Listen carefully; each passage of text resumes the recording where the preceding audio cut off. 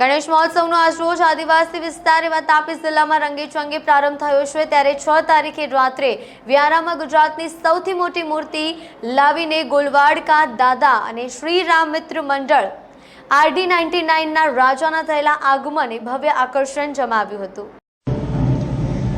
ગુજરાત મહારાષ્ટ્રની બોર્ડર પર આવેલો તાપી જિલ્લો 90% જેટલી આદિવાસી વસ્તી ધરાવે છે। ત્યારે આ જિલ્લામાં સમગ્ર દેશ અને ગુજરાતની જેમ ગણેશ મહોત્સવનો આજરોજ વાજતે ગાજતે રંગેચંગે ભવ્ય પ્રારંભ થયો હતો।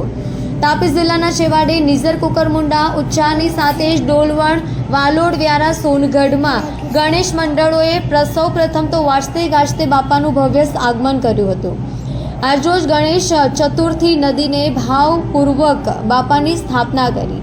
નાના નાના ગામડાઓમાં ભક્તોએ ભાવપૂર્ણ સ્થાપના કરી પ્રભુ સર્વનું કલ્યાણ કરે અને સર્વના વિઘ્ન હરે તેવી પ્રાર્થના કરી હતી। સોનગઢના પંચવટી યુવક મંડળ 60 સાઈ સરકાર ગણેશ મંડળ NJF કા દાદા MBS ગ્રુપ श्री शिवाजी नगर युवक मंडल व्यारामा आदिवासी गणेश मंडल गोलवड का दादा साथ श्री रामनगर रोशनी कॉम्प्लेक्स अने गणेश नगर सोनगढ़ खाते बाप्पानी स्थापना करी लोकोए समूह आरतीनो लाभ लीधो हतो।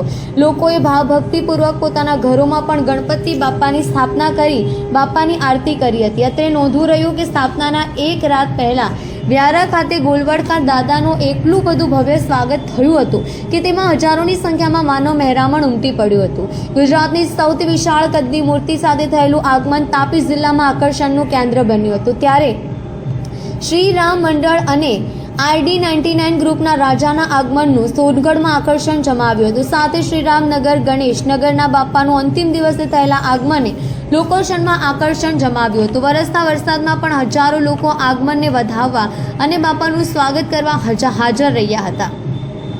આ સમયે ગણપતિ બાપા મોરિયા મંગલપૂર્તિ મોરિયાના નારાથી સમગ્ર વાતાવરણ ગુંજી ઉઠ્યું હતું। મિત્રો, ચેનલ વતી આપ સૌને વિનંતી છે કે શ્રદ્ધા સાથે વિઘ્નહર્તા દેવની સ્થાપના કરવામાં આવી છે ત્યારે ગણેશ મંડળમાં કોઈ વ્યસન કરીને ન પ્રવેશે।